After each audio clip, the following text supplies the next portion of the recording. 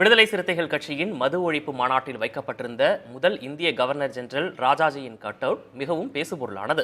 ராஜாஜிக்கும் மது விலக்குக்கும் என்ன தொடர்பு? அவரது கட் அவுட் வைக்கப்பட்டதன் பின்னணி என்ன? இப்போது பார்க்கலாம். சி.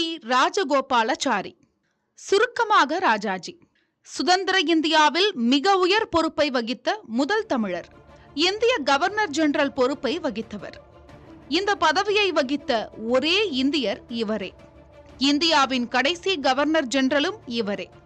சேலத்தை சேர்ந்த வழக்கறிஞரான ராஜாஜி மது இல்லாத சமுதாயம் அமைப்பதில் பேரார்வம் கொண்டவர்.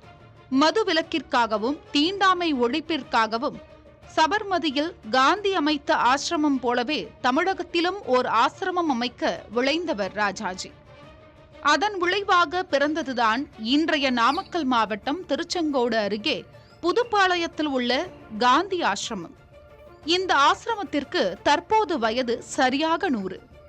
ஆண்கள் குடிப்பழக்கத்தினால பெண்களை ரொம்ப அடிமைத்தனமாக வச்சுக்கிட்டு துன்புறுத்திட்டு இருந்தாங்க. அவங்கள அதிலிருந்து மீட்டு அவங்களுக்கு ஒரு வேலை வாய்ப்பு கொடுத்து கௌரவமாக வச்சுருக்கணும் அப்படிங்கிறதுக்காக இங்கே தீண்டாமை, மது பழக்கம், பெண்கள் அடிமைத்தனம் இதெல்லாம் ஒழிக்கணும், அவங்கள ஒரு சுய வேலை வாய்ப்பு கொடுத்து அவங்கள தைரியமாக நல்லா இதாக வச்சுருக்கணும், கௌரவமாக வச்சுருக்கணும் அப்படிங்கிறதுக்காக தான் இந்த காந்தி ஆசிரமத்தை இந்த இடத்துல ஆரம்பித்தாருங்க. அப்போவே ராஜாஜி இங்கே தங்கியிருந்து சேலம் கோர்ட்டுக்கு போயிட்டு வந்துட்டுருக்காருங்க.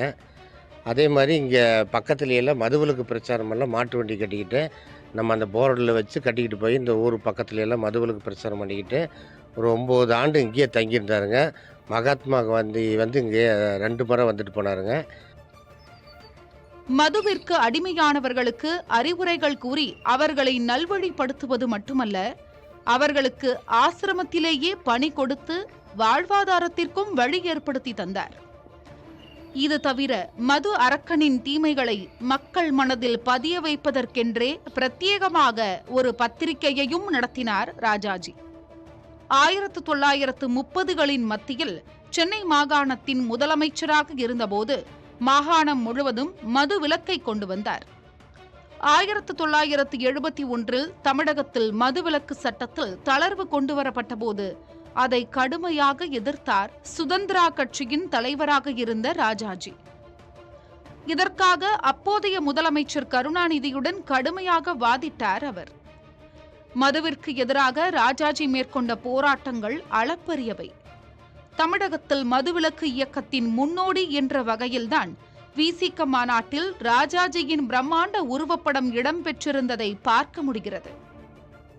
புதிய தலைமுறைக்காக திருச்செங்கோட்டிலிருந்து செய்தியாளர் மனோஜ் கண்ணனுடன் சேஷகிரி.